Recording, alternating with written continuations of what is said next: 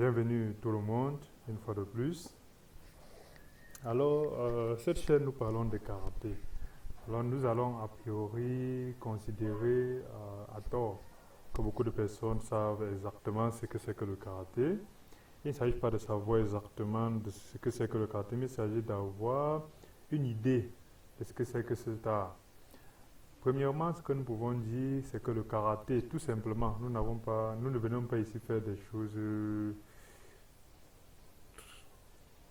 d'intellectuels ou des longues définitions complexes. Elles n'ont pas besoin d'être parfaites, mais tant qu'elles sont tant qu'elles reflètent la réalité, alors c'est comme ça que nous apprenons, parce que c'est le karaté pour les faibles, c'est le karaté pour des personnes simples. Alors, simplement définir le karaté, c'est un art martial. Alors, c'est quoi un art martial? Un art martial, à la différence d'un sport, c'est un ensemble de techniques qui permettent de faire la guerre. Parce que dans martial, on y voit Mars. Mars, c'est le dieu grec de la guerre. C'est le dieu de la guerre, en tout cas. Alors, dans art martial, on a martial qui est la guerre. On a art. Dans l'art, il y a la particularité liée à l'homme, la beauté, parce que à un moment donné, le karaté doit être personnel.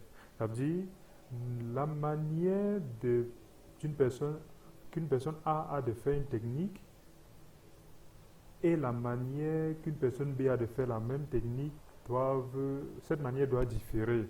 Alors, elle diffère. En ce moment, on peut dire que c'est lié à la personne qui fait. Ces personnes font la même chose, mais cette chose-là est différente. C'est ça, on peut dire que c'est un art. Chacun fait ça à sa manière. Alors, c'est un art martial, cette particularité-là que les sports n'ont pas, c'est pour faire la guerre. C'est pour faire la guerre.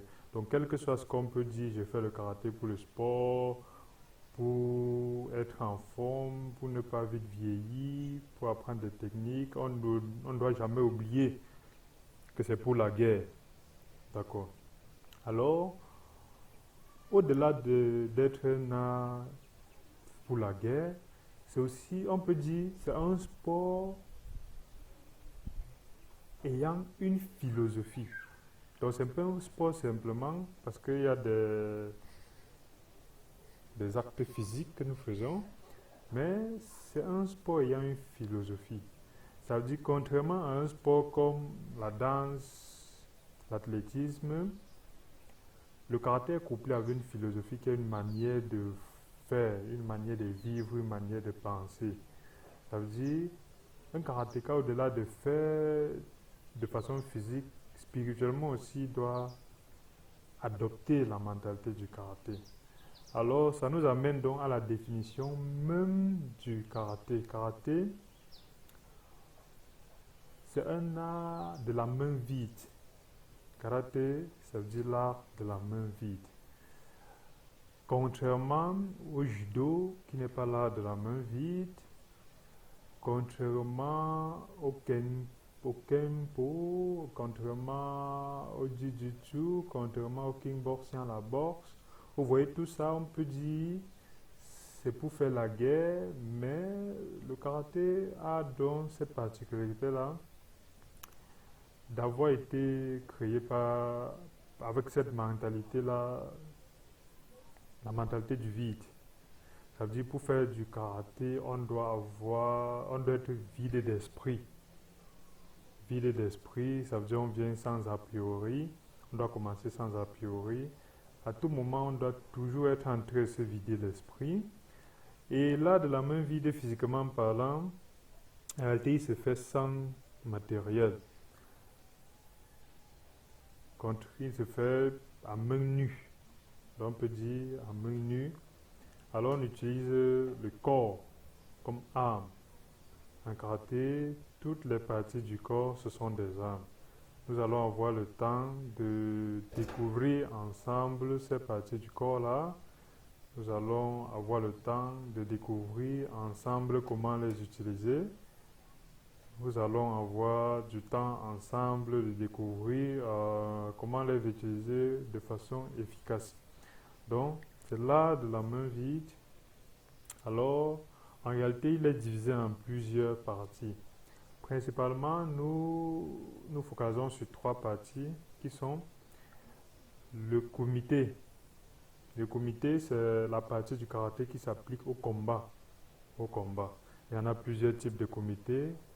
Il y a le Jiu comité et beaucoup d'autres. Beaucoup d'autres comités.